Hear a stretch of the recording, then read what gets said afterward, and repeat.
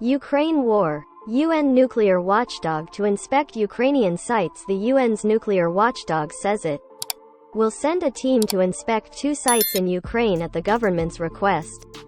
International Atomic Energy Agency, IAEA, inspectors will examine the sites for signs of undeclared nuclear activities.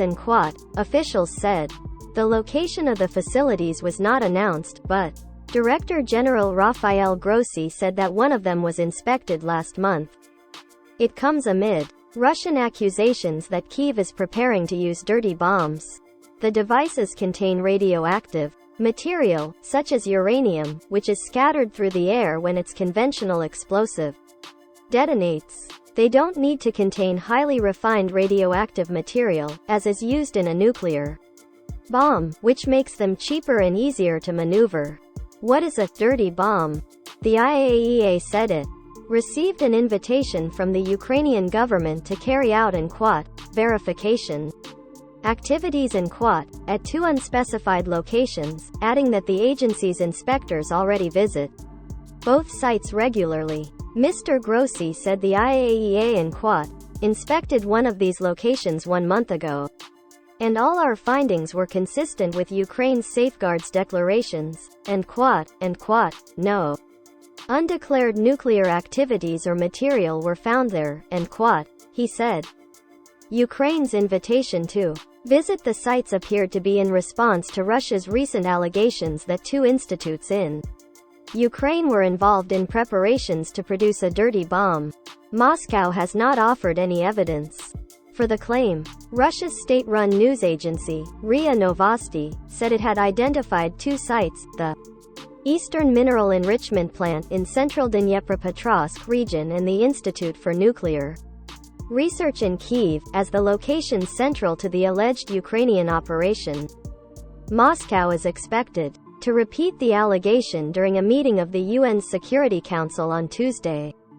In a letter to UN Secretary-General Antonio Guterres, the Russian representative to the Council, Vasily Nebenzia, said his country would regard the use of the dirty bomb by the Kyiv regime as an act of nuclear terrorism.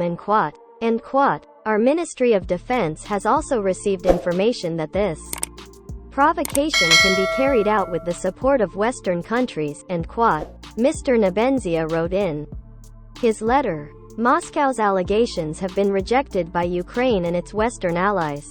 In a joint statement on Monday, the US, UK and French foreign ministers condemned the claims as transparently false and said the world would see through any attempt to use this allegation as a pretext for escalation. Meanwhile, Ukrainian President Volodymyr Zelensky said the Russian allegations were clear signs that it was planning its own attack. Speaking from Kyiv during his nightly address on Monday, Mr. Zelensky said if Russia calls and says that Ukraine is allegedly preparing something, it means one thing: Russia has already prepared all this. Western intelligence officials have been keen to stress that there is no indication that Russia is preparing to use so-called dirty bombs or other nuclear devices. The Russian claims come as Ukrainian forces continue to gain ground in the southern Kherson region. Kyiv's forces launched a counterattack in the region in August, and its forces have slowly moved towards the regional capital of Kherson City.